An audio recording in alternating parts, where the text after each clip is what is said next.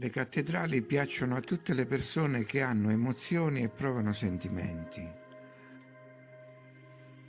Agli esseri senzienti capaci di elevazione spirituale, che riconoscono la grazia della purificazione dell'anima, che sanno andare oltre la propria individualità e farsi trasportare altrove dalla musica di un organo o dai colori delle vetrate.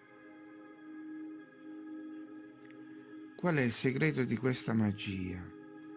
Ci deve essere un rapporto diretto fra le geometrie delle cattedrali e ciò che riescono a percepire i nostri occhi, i quali portano al cervello sensazioni di benessere, come quando si assiste a un tramonto e magari si coglie persino il raggio verde.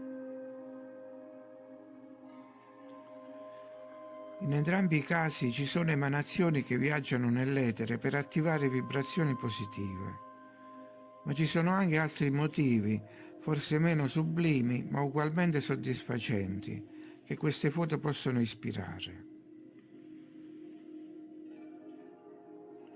Forse si tratta di sensazioni egoistiche, ma c'è tanta violenza in giro per cui trovare qualche motivo di soddisfazione in più mi sembra lecito. Spesso facendo dei video si prova un senso di stanchezza per la palude in cui ci si imbatte, mentre le immagini delle cattedrali si srotolano con leggerezza e il lavoro si trasforma in sollievo. Cattedrali non sono solo pietre su cui si può discutere se siano state lavorate o meno con lo scalpello. Qui non ci si può arrampicare sugli specchi. Queste testimonianze rientrano in un discorso metafisico più ampio. La pietra diventa pensiero, la materia diventa conoscenza. Questi luoghi appartengono a tutti, ma a nessuno in particolare, perché nessuno saprebbe ricrearli, nemmeno provandoci per tutta la vita.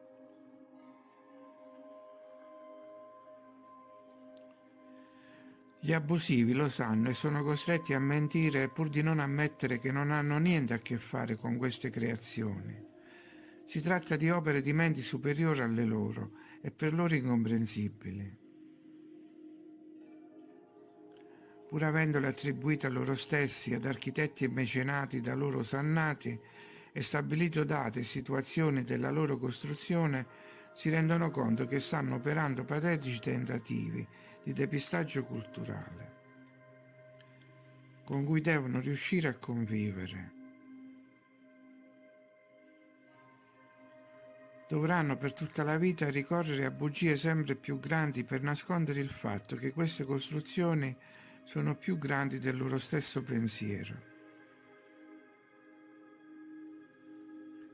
Dentro le cattedrali hanno sistemato i loro banchi, gli altari di legno, ma questi sono luoghi che non gli appartengono. Si aggirano come formiche sotto le volte dei giganti.